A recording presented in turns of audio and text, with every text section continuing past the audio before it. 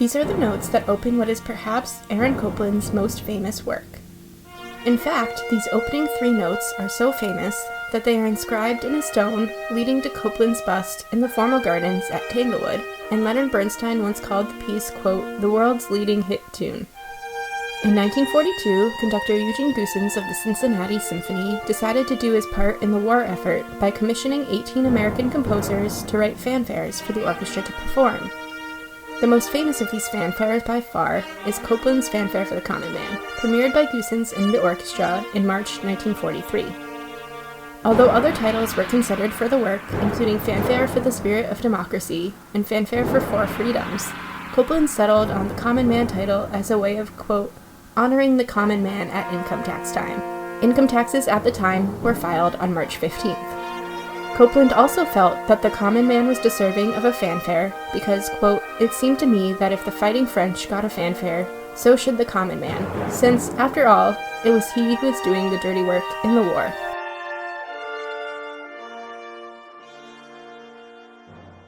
Many fanfares are fast and martial, but Copland instead wrote one that is slow and majestic. It has what Copland described as, quote, a certain nobility of tone. It opens with the percussion, bass drum, tam-tam, and timpani. Then the trumpets enter in unison with the famous main theme. This theme consists of many wide intervals, a hallmark of Copland's American style. Finally, the French horns enter, adding harmony to the mix.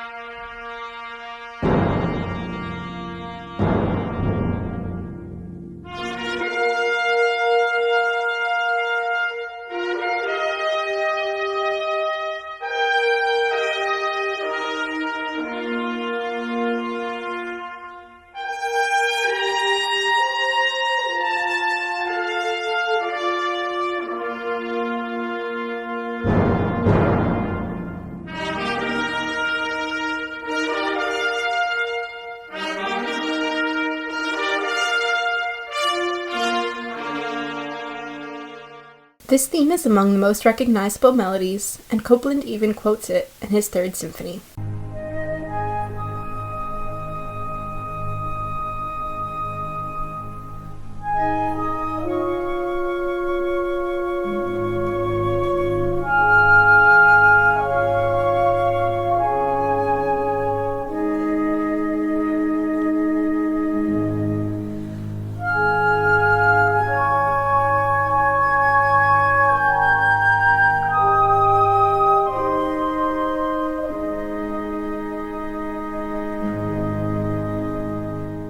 The last instruments to join in are the trombones and tuba, helping to build the climax of the piece. After the trombones and tuba start the theme, the timpani plays the first few notes, interjecting them throughout this section.